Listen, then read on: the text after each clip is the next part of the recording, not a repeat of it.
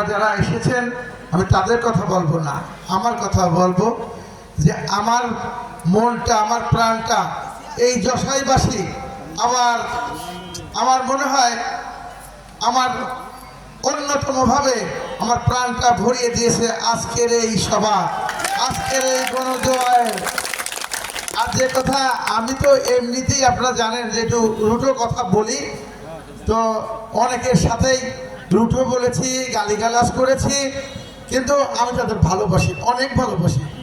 এমনি যারা সোজা কথাই বলে তাদের চাইতে বেশি ভালোবাসি আমি সবাইকে। আর একটা কথাই যে আমার মন প্রাণ একদম ভরিয়ে দিয়েছে। আপনারা দেখেছেন কোনো অনুষ্ঠানে এইরকম চেয়ার পরিপূর্ণ থাকে না। আমার যশাই ইউনিয়নের প্রোগ্রামে একটা চেয়ার ফাঁকা নেই। যে চেয়ারগুলো আমরা যে সব চেয়ার পরিপূর্ণ। আমরা অল্প কিছুক্ষণের মধ্যেই আমাদের সবার কাজ শেষ করব। নামাজের আগেই আমরা শেষ করব। এ পর্যায়ে সংক্ষিপ্ত আকারে বক্তব্য রাখবেন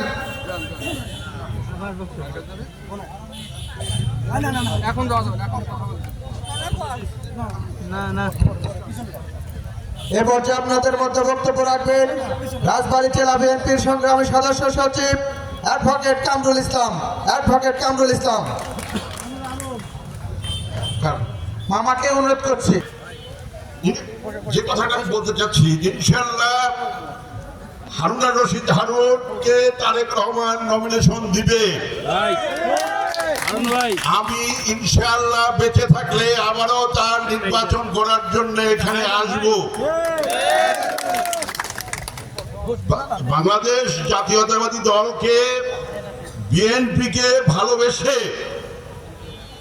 আওয়ামী লীগের নির্যাতনে পুড়ে হারুন খাঁটি সোনা হয়েছে, এটা তারেক রহমান জানেন, এটা খালেদা জিয়া জানেন, যেটা আমরা জানি সেটা বাংলাদেশ জাতীয়তাবাদী দলের কেন্দ্রীয় কমিটিও জানেন। অতএব নিঃসঙ্গ চিত্তে আপনারা ধানের শীষের ভোট চাইবেন এবং সে প্রতীকটা আপনাদের হারুন রশিদ হারুনেরই থাকবে। এই কথাটা বলে প্রত্যেককে হারুন রশিদকে রাজবাড়ী জেলা বিএনপির পক্ষ থেকে আপনাদের যশাইবাসীরা আমানত দিয়ে আমার বক্তব্য আমি শেষ করলাম। বাংলাদেশ জিন্দাবাদ, বাংলাদেশ জাতীয়তাবাদী দল জিন্দাবাদ, শহীদ জিয়া অমর হোক। প্রিয় নেতৃবৃন্দ, আপনারা জানেন এই বাংলাদেশ নিয়ে একটি ষড়যন্ত্র চলছে। সেই ষড়যন্ত্রের অংশ হিসাবে আমি আমার প্রিয় সংগঠন বাংলাদেশ জাতীয়তাবাদী দলকে বিনয়ের সাথে অনুরোধ করছি, আপনাদের অপকর্মের ফসল এই দল বহন করবে না। আপনাদের অপকর্মের ফসল জনানন্দিত নেতা জনাব মোহাম্মদ হারুনুর রশিদ হারুন বক্তব্য রাখছেন। জনানন্দিত নেতা জনাব মোহাম্মদ হারুনুর রশিদ হারুন।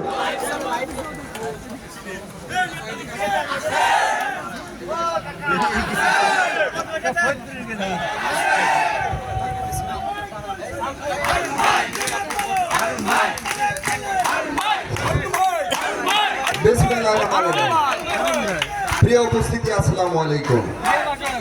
এখনো স্লোগান না, এখন আজকে যশাই ইউনিয়ন বিএনপির উদ্যোগে নতুন সদস্য সংগ্রহ এবং নবায়ন কর্মসূচি শুভ উদ্বোধন কিন্তু ইতিমধ্যে হয়েছে। আমি প্রথমেই আমাদের আজকের এই সভা এবং বিশেষ করে উপজেলা বিএনপি সংগ্রামী সভাপতি জনাব চাঁদ আলী খানের নির্দেশে আমি প্রারম্ভিক কিন্তু বক্তব্য দিয়েছি।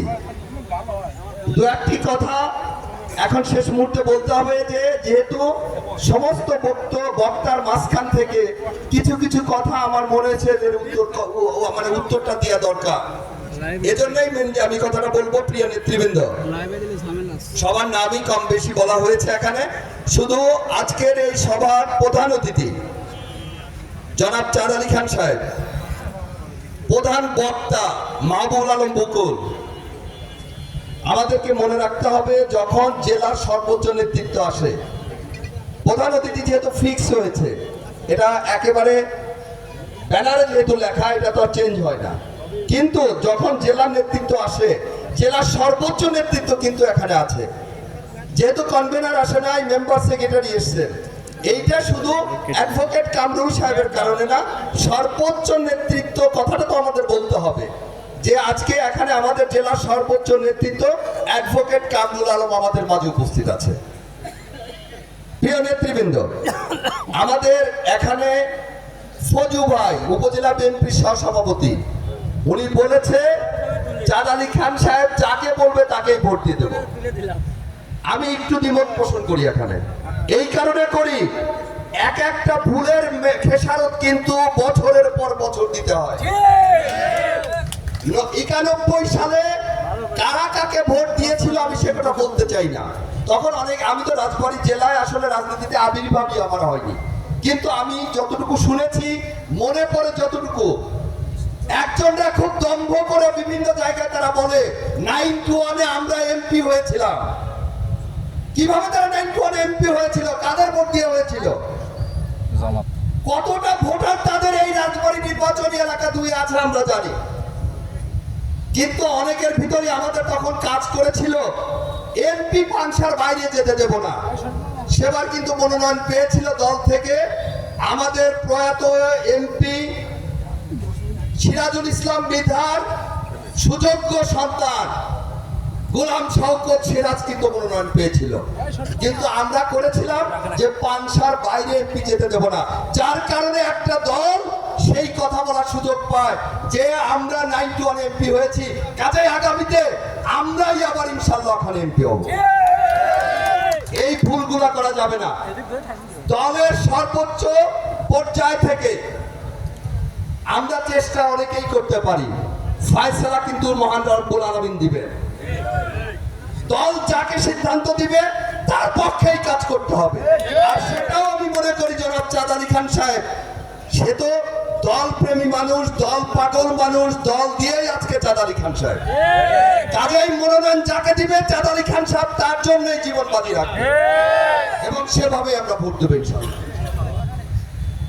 আমাদের এই ইউনিয়ন বিএনপির সংগ্রামী সাধারণ সম্পাদক সাচ্চু সাহেব বলেছেন, অবশ্যই আমরা শ্রদ্ধা করি, আমরা তাদেরকে সম্মান করি। 5 তারিখের আগে যে সংগঠনটি যে অবস্থায় ছিল, তাদের যে কলেবর ছিল, তাদেরকে আমরা শ্রদ্ধা করি, কিন্তু আপনি 5 তারিখের পরে খুনি হাসিনার দোসরদের নিয়ে আপনি পাল্লা ভারী করবেন, আমরা সেই সংগঠনকে শ্রদ্ধা করি না। কারণ আমরা বিগত 17 বছর খুনি হাসিনার ছায়াতলে, খুনি হাসিনার আঁচলের নিচে কারা কিভাবে ছিল, কিভাবে গুপ্তচরের ভূমিকায় গুপ্ত সংগঠনে পরিণত হয়েছিল, এদেশের আপামর জনগণ কিন্তু সেটা জানে। আপনারা অনেকে ইসলামী নীতি আদর্শের কথা বলেন, ইসলামী কায়দায় শরীয়ত মোতাবেক আমাদেরকে চলার কথা বলেন। আমি মনে করি যে এই বাংলাদেশের 90% মুসলমানরা তারা ইসলাম ধর্মে বিশ্বাস করে। আমরা কারোর থেকেই কোনো অংশে আল্লাহর রহমতে ইসলামী নীতি আদর্শের পরিপন্থী কোনো কাজ আমরা করি না। আমরা মনে প্রাণে বিশ্বাস করি যে আমাদের অনন্ত অনাদিকাল থাকতে হবে দুনিয়া থেকে চলে যাওয়ার পরে, সেটা আমাদের স্থায়িত্ব, স্থায়ীকাল, সেটা অস্থায়ীকার জায়গায় আমরা আছি। কাজেই আমাদেরকে, আমরা ভুল ত্রুটির ঊর্ধ্বে তো আর মানুষ না, সবাই আমরা কম বেশি ভুল ত্রুটির ভিতর দিয়ে চলি। আমরা সেগুলা শুধরে ওপারের জন্য, পরকালের জন্য আমরা কি নিয়ে যেতে পারবো সেটার জন্যই আমাদেরকে প্রতিনিয়ত ভাবতে হবে, চেষ্টা করতে হবে। অনেকেই বিশেষ করে 5 তারিখের পরে আমরা দেখছি একটি সংগঠন মসজিদকে ব্যবহার করছে, মসজিদে তারা বিভিন্ন রকম বয়ান দিয়ে সাধারণ ধর্মপ্রাণ মুসলমানদেরকে তারা বিভ্রান্ত করার চেষ্টা করছে। বিএনপি ইমান আকিদা নাই, বিএনপি ইমান আকিদা মানে ইমান আকিদার বাইরে চলে যাচ্ছে, তাদেরকে বিশ্বাস করা যায় না, এটা কোনোভাবে মেনে নেওয়া যাবে না। বিএনপি একমাত্র বাংলাদেশের দল যারা ইসলামী মূল্যবোধে বিশ্বাস করে, ইসলাম ধর্মের প্রতিটি কার্যক্রমকে অনুকরণ করে চলে। আপনারা দেখেছেন সোশ্যাল মিডিয়ার জন্য, সামাজিক যোগাযোগের মাধ্যমে। আমি সোনাপুর মোড়ে 5 তারিখের পরে যখন বিভিন্ন রকম একটা 17 বছরের জগদ্দল পাথর ছাত্র জনতার গণ অভ্যুত্থানের মধ্যে তো যখন দেশ থেকে পালিয়ে গেছে, তখন সারা দেশে কিন্তু অনেক রকম নৈরাজ্যকর পরিস্থিতি হয়েছে। সেই সুযোগে অনেকেই অনেক কিছু করে বিএনপির ঘাড়ে কিন্তু দোষ চাপাতে চেয়েছে। তাহলে আমার নেতা কর্মীকে তো ধরে রাখতে হবে, আমার নেতা কর্মীকে তো সাহস দিতে হবে, তাদেরকে অনুপ্রাণিত করাতে হবে। যার কারণে আমি যে বক্তব্যটা দিয়েছি, আপনারা বক্তব্যটা শুনলে সেখানে দেখবেন যে চলছি না বিচার বিশ্লেষণ করে আমি কোন রকম কোন হটকারী চাঁদাবাজি কোন কাজে কাউকে আমি উৎসাহ দিয়েছি কিনা, নিশ্চয়ই না। কিন্তু আমার সেই বক্তব্যকে অনেকে রাজনৈতিক কাজের ভিন্ন খাতে প্রবাহিত করার জন্য আমরা দেখেছি কোন সংগঠনের পেজগুলাতে আমার এই বক্তব্যকে খণ্ডন করে কত রকম বিদ্রুপাত্মক উপহাসমূলক ক্রিটিসাইজ করে বলা হয়েছে ইনসাফের ভিত্তিতে হারুন চাচার টাকা ভাগ করতেছে। আরে ভাই, আমরাই একমাত্র বাংলাদেশের সংগঠন যারা এই খুনি হাসিনার রক্তচক্ষুকে উপেক্ষা করে আমরা কোন গোপন সংগঠনে পরিণত হয় নাই। আমরা হাসিনার কারোর সঙ্গে আমরা হাত মিলাই নাই, আমরা হাসিনার কারোর সঙ্গে যে সাময়িক ফায়দা নিতে চাই নাই। আমরা বাংলাদেশের সর্ববৃহৎ দল, বাংলাদেশের সবচেয়ে জনপ্রিয় দল বিএনপি, তাদের সক্ষমতায় আমাদের আগামীর ভবিষ্যৎ, আগামীর বাংলাদেশ পার্টির ভারপ্রাপ্ত চেয়ারম্যান জনাব তারেক রহমান এবং গণতন্ত্র, স্বাধীনতা, সার্বভৌমত্বের মূর্তপদে আমাদের প্রিয় নেত্রী দেশনেত্রী বেগম খালেদা জিয়া নির্দেশনায়, তাদের নেতৃত্বে আমরা বুক ফুলিয়ে কিন্তু আমরা আমাদের সংগঠনের কাজ করেছি এবং তারই ধারাবাহিকতায় ইনশাআল্লাহ আগামী নির্বাচনে বিএনপি জনগণের ভোটে রাষ্ট্র ক্ষমতায় না যাওয়া পর্যন্ত ইনশাআল্লাহ এই অতন্ত্র প্রহরীর ভূমিকায় বাংলাদেশে বিএনপি থাকবে ইনশাআল্লাহ। প্রিয় নেতৃবৃন্দ, আমাদেরকে আমরা জানি আগামী নির্বাচন যাতে অনুষ্ঠিত না হয় তাকে ব্যাহত করার জন্য পাশের একটি দেশে বসে খুনি হাসিনা প্রতিনিয়ত যে চক্রান্ত ষড়যন্ত্র করছে সেইটা যেন কোনোভাবে ফলপ্রসূ না হয় তার জন্য আমাদেরকে অতন্ত্র প্রহরীর ভূমিকায় বিগত 17 বছরের মতো আগামী নির্বাচন অনুষ্ঠিত না হওয়া পর্যন্ত এভাবেই আমাদেরকে রাত দিন সজাগ থাকতে হবে। প্রিয় নেতৃবৃন্দ, আমাদেরকে আমাদের প্রিয় নেতার নির্দেশনা মোতাবেক আমাদেরকে আচার আচরণের যথেষ্ট গুণগত পরিবর্তন আনতে হবে।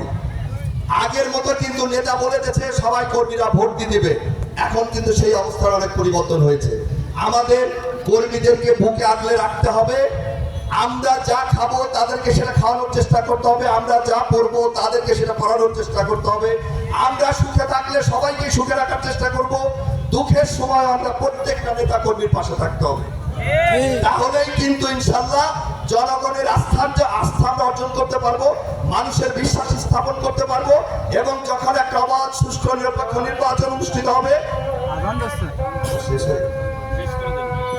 আমরা জনগণের ভোট দিয়ে ইনশাআল্লাহ বিএনপি আবার রাষ্ট্র ক্ষমতায় যাবে। আমাদের প্রিয় নেতা জনাব তারেক রহমান রাষ্ট্র ক্ষমতায় এসে প্রধানমন্ত্রী হবে, প্রিয় নেত্রী সিনিয়র নেতৃবৃন্দের সাথে দেশ পরিচালনা করে আমাদের দেশকে এক অনন্য উচ্চতায় নিয়ে যাবে এই আশা এবং প্রত্যয় ব্যক্ত করে সবাইকে ধন্যবাদ জানিয়ে শেষ করছি। খোদা হাফেজ। বাংলাদেশ জিন্দাবাদ। শহীদ রাষ্ট্রপতি জিয়া রহমান, দেশনেত্রী বেগম খালেদা